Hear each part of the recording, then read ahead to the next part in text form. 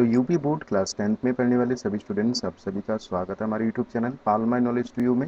अगर आपने चैनल को अभी तक सब्सक्राइब नहीं किया तो ज़रूर करें और नए वीडियोस की नोटिफिकेशन सबसे पहले पाने के लिए बेल आइकन को क्लिक करें। इस वीडियो में आप देख रहे हैं संस्कृत पद्य पीयूषम का 9वां पाठ गीतामृतम, जिसे लिया गया है भगवद गीता से। तो चलिए शुरू करते हैं पहले श्लोक से। कर्मण्येवाधिकारस्ते मा फलेषु कदाचन माँ कर्म फल हेतुर्भुर्माते संगु अस्तक कर्मणि। देखिए, इस पाठ को बहुत अच्छे से समझते हैं, बहुत इंपॉर्टेंट पाठ है।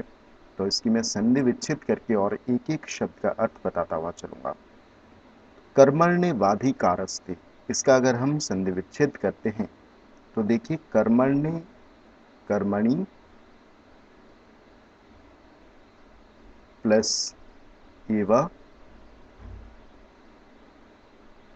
प्लस अधिकारः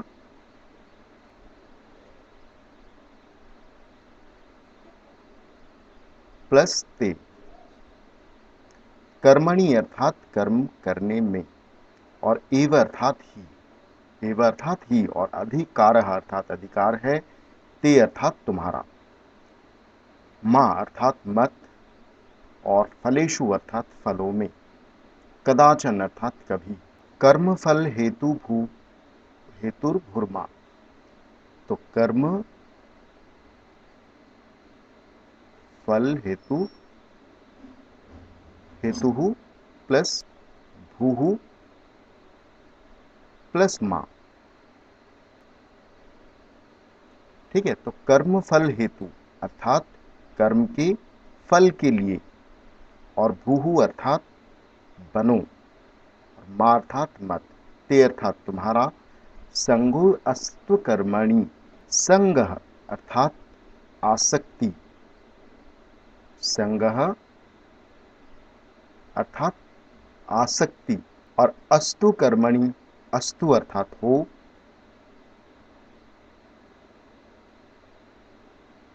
अस्तु प्लस कर्मणि,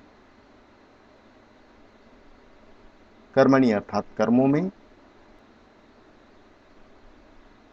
तो संधि विच्छेद आपने देखा, संगह प्लस अस्तु प्लस अकर्मणि। तो संग का मतलब है आसक्ति, अस्तु अर्थात हो, और अकर्मणि अर्थात कर्म न करने में। ठीक है, अब देखते हैं इसकी व्याख्या को। तो इसमें भगवान श्री कृष्ण अर्जुन से कहते हैं कि हे अर्जुन, ते अर्थात तुम्हारा अधिकार मात्र कर्म करने में ही है। तुम्हारा अधिकार मात्र कर्म करने में ही है। माँ फलेषु कदाचन, उसके फल की प्राप्ति में कभी नहीं है, अर्थात उसके फल की चिंता कभी मत करो। माँ फलेषु कदाचन अर्थात उसके फल की चिंता कभी मत करो, क्योंकि तुम्हारा अधिकार केवल कर्म करने में ही है। माँ कर्म फल हेतुर्भुर्मा ते संगोऽस्तु कर्मणि, इसलिए तुम कर्म फल हेतु अर्थात कर्म फल के लिए, हेतु अर्थात कारण, माँ भूहु अर्थात मत बनो, और ते अर्थात तुम्हारा, अकर्मणि अर्थात कर्म ना करने में, संगह अस्तु अर्थात आसक्ति ना हो, अर्थात तुम कर्म के फल की चिंता मत करो, और कर्म ना करने में तुम्हारी कोई आसक्ति ना हो, अर्थात तुम सिर्फ कर्म करो, फल की चिंता कभी मत करो। तो यही इसकी व्याख्या है और यही इसका तात्पर्य है।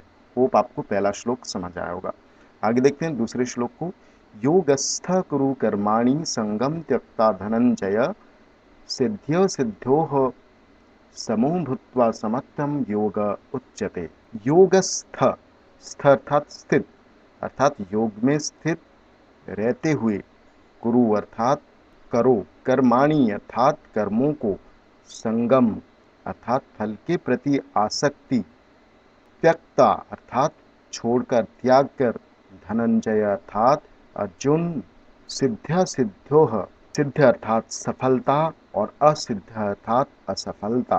इसकी संधि विच्छेद आपने देखा, सिद्ध प्लस असिद्ध्य, सिद्ध अर्थात सफलता और असिद्ध अर्थात असफलता।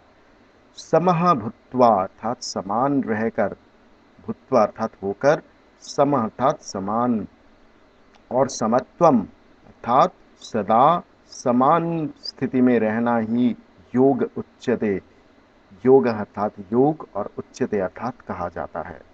तो श्री कृष्ण कहते हैं कि हे अर्जुन, हे धनंजय, धनंजय श्री कृष्ण अर्जुन से कहते हैं, और धनंजय अर्जुन का एक नाम है धनंजय। तो श्री कृष्ण अर्जुन से कहते हैं कि हे धनंजय, हे अर्जुन, संगम अर्थात फल के प्रति आसक्ति को त्यक्त्वा अर्थात छोड़कर, त्याग कर, सफलता और असफलता को समान मानकर, समोभूत्वा अर्थात समान मानकर, योगस्थ अर्थात योग में स्थित होकर, कुरु कर्माणि अर्थात कर्म करो, कर्माणि कुरु अर्थात कर्म करो, समत्वम योग उच्यते अर्थात सफलता और असफलता को समत्वम अर्थात समान समझकर कार्य करना ही योग उच्यते अर्थात योग कहलाता है। ठीक है, होप आपको दूसरा श्लोक भी समझ आया। आगे देखते हैं तीसरे श्लोक को। नियतम कुरु कर्मत्वम कर्म ज्यायो यह कर्मणः शरीर यात्रापि च ते न प्रसिद्ध्योत कर्मणः। नियतम कुरु अर्थात निर्धारित करो, नियति अर्थात निर्धारित करो, कर्म अर्थात कर्म को, त्वम अर्थात तुम, और कर्म अर्थात कर्म को, ज्यायो अर्थात श्रेष्ठ, ज्यायः अर्थात श्रेष्ठ, यह कर्मणः का संधि विच्छेद देखिए, ही प्लस अकर्मणः, ही अर्थात क्योंकि होता है और अकर्मणः अर्थात कर्म ना करना। शरीर यात्रापि, शरीर यात्रा, शरीर यात्रा प्लस अपि, शरीर यात्रा का अर्थ होता है शरीर निर्वाह अर्थात शरीर से कार्य कराना। तो शरीर यात्रा अर्थात शरीर निर्वाह भी, च अर्थात और, ते अर्थात तुम्हारा, न अर्थात नहीं, प्रसिद्ध्योत, प्रसिद्ध्योत यहाँ पर द त में कन्वर्ट हो जाता है, तो प्रसिद्ध्योत का अर्थ होता है पूर्ण नहीं हो सकता है, अकर्मणः अर्थात कर्म ना करना। प्रसिद्धोत प्लस अकर्मणः, अकर्मणः का अर्थ कर्म ना करना, और प्रसिद्धोत का अर्थ होता है पूर्ण नहीं हो सकता है, सिद्ध नहीं हो सकता है, प्रसिद्ध्यत। तो श्री कृष्ण अर्जुन से कहते हैं कि त्वम अर्थात तुम, कर्म अर्थात कर्म निर्धारित करो या निर्धारित कर्म करो, तुम नियतम कर्म कुरु अर्थात निर्धारित कर्म करो अर्थात अपने कर्तव्यों का पालन करो, ही अर्थात क्योंकि, अकर्मणः अर्थात कर्म ना करने से, कर्म अर्थात कर्म करना ही, ज्यायः अर्थात श्रेष्ठ है, अधिक श्रेष्ठ है, कर्म ना करने से कर्म करना ही बेटर है, बेहतर है। शरीर यात्रापि चति न प्रसिद्ध्योत अकर्मणः, अकर्मणः अर्थात कर्म ना करने वाले, ते अर्थात तुम्हारा, शरीर यात्रापि अर्थात जीवन निर्वाह भी, न प्रसिद्ध्योत अर्थात सिद्ध नहीं हो सकता, अर्थात कर्म के बिना तो जीवन ही असंभव है। इस संसार में जो भी प्राणी है सबको अपना कर्म करना ही पड़ता है, बिना कर्म के तो कोई जीवित रह ही नहीं सकता है। ठीक है, कर्म एक ऐसी वस्तु है, हर प्राणी को कर्म, अपना कर्म करना ही पड़ता है। चलिए आगे देखते हैं चौथे श्लोक को। सक्ताः कर्मण्य विद्वांसो यथा कुर्वन्ति भारत, यहाँ पर कुर्याद् विद्वांस तथा सक्तश्चिकीर्षुर्लोक संग्रहम। देखिए, सक्ताः अर्थात आसक्त रहने वाले, कर्मणि विद्वांसः, इसका संधि विच्छेद देखिए, कर्मणि प्लस अविद्वांसः।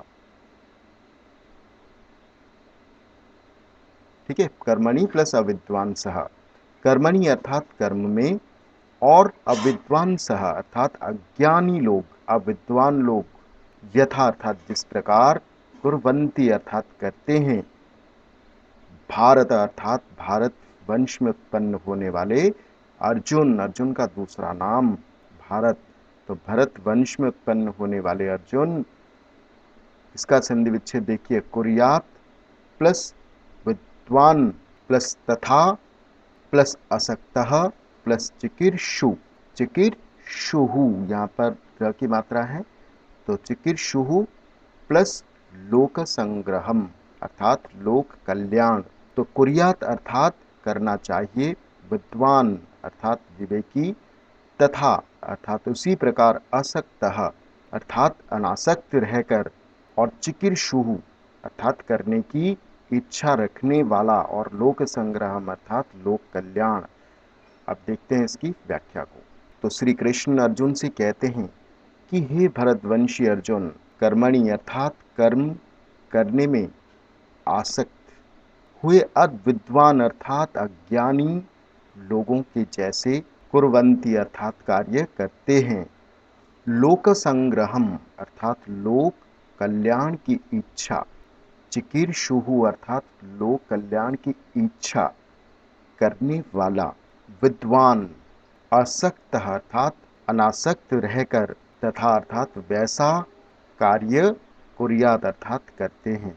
अर्थात कर्मों को अज्ञानी और विद्वान दोनों ही करते हैं, लेकिन अज्ञानी कर्म में आसक्ति के कारण कर्म करता है, और विद्वान लोक कल्याण के लिए कार्य करता है। दोनों ही कार्यों में बहुत अंतर है।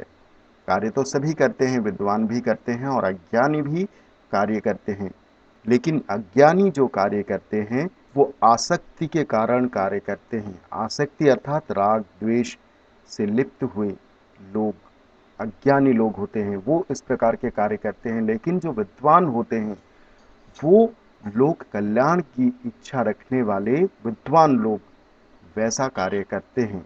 इसलिए तुम भी उन विद्वान के जैसा कार्य करो जो लोक कल्याण के लिए करते हैं। ठीक है, होप ये चौथा श्लोक भी आपको समझ आया होगा। आगे दूसरे पार्ट में हम श्लोक संख्या 5 से देखेंगे। मिलते हैं अगले पार्ट में। Thank you.